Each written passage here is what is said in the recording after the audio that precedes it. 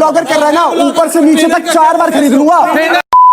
सो hey guys, सो इस आसिम रियाज और फुकरा इंसान के बीच में भाई सब तगड़ी बहसबाजी और हाथापाई हो गई है। जी दोस्तों, हाल ही में एक शो आया जिसका नाम है बैटलग्राउंड और ये आप लोग को MX प्लेयर Amazon पर देखने को मिल जाएगा। अब वहां पर इस शो में रदलाल, रुबीना दिलक, फुकरा इंसान और आसिम रियाज हैं और ये चारों मेंटर है। इन चारों की टीम होने वाली है। वहां पर कुछ कंपटीशन, कुछ ना कुछ स्पोर्ट चैलेंज जैसा होगा जो आपको देखने को मिलने वाला है। अब वहां पर जैसे इनकी टीम का इंट्रोडक्शन होता है, वहीं पर आसिम रियाज और फुकरा इंसान के बीच में आर्ग्यूमेंट हो जाती है, जहां पर बहसबाजी होने लगती है और बाद में इनके बीच में हाथापाई भी हो जाती है। अब यहाँ पर इन चारों मेंटर की टीम एंट्री होती है। यहाँ पर पहले एंट्री होती है आसिम रियाज की टीम की, जहां पर कोई इनको लेडीज फर्स्ट बोल देता है। तो ऐसे में उनकी टीम की एंट्री होने के बाद यहाँ पर फुकरा इंसान आगे आते हैं और कहते हैं कि चलो भाई बैठ जाओ, अब मेरे बंदे आने वाले हैं। तो ऐसे में यहाँ पर आसिम रियाज और रदलाल ये कहते हैं लेडीज टाइम भाई साहब, लेडीज टाइम। तो यहाँ पर फुकरा इंसान ये कहते हैं भाई मेरा डायलॉग कॉपी मत करो, ये तो मैंने कहा था, तुम मुझको ही बोल रहे हो। तो ऐसे में यहाँ पर रदलाल ये कहते हैं कि भाई कॉपी करने की बात भी कौन कर रहा है, जो पूरी दुनिया का कंटेंट कॉपी करके बनाता है। तो ऐसे में फुकरा इंसान रदलाल को ये कहते हैं कि भाई साहब तो मुंह में उंगली डाल करके चुपचाप बैठ जा, मेरी टीम की एंट्री होने दे। तो यहाँ पर रदलाल ये कहते कि भाई मैं तेरा ऑडियंस थोड़ी हूँ जो मैं तेरे कहने पे चुप हो जाऊंगा। उसके बाद यहाँ पर फिर आसिम रियाज फुकरा इंसान को ये कहते कि भाई साहब एक काम करो, इसकी टीम को यहाँ पर आने ही मत दो। तो ऐसे में फुकरा इंसान फिर आसिम रियाज को जवाब देते हुए ये कहते कि भाई तू मत बोल, वरना तुझे इस शो के भी स्टार्टिंग से ही भागना पड़ेगा। वहीं इस पर फिर आसिम रियाज रिप्लाई देते कि फेक स्माइल और फेक इसकी ऑडियंस। और यहाँ पर फिर फुकरा इंसान ये कहते कि ऑडियंस की बात मत करो, मेरी ऑडियंस 20 मिलियन की है और हो सकता है कि तुम्हारे माँ बाप भी मेरी कहीं ना कहीं ऑडियंस ही हो, मेरे फैंस ही हो। तो ऐसे में यहाँ पर रदलाल और आसिम रियाज कहते कि हाँ हो सकता है, क्यों नहीं।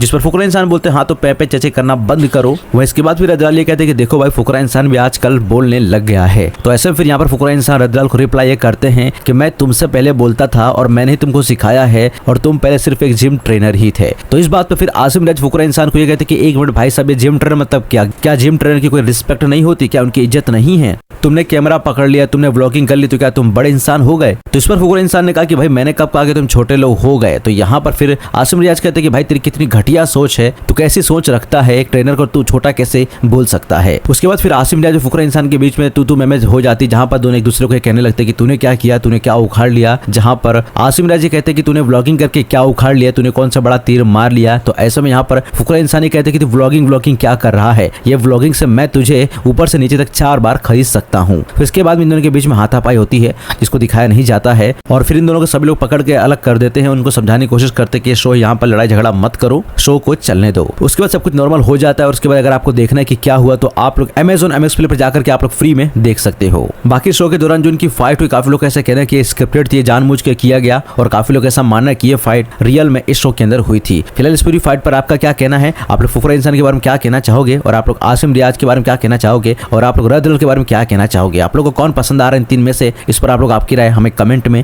जरूर बताइएगा। बाकी वीडियो में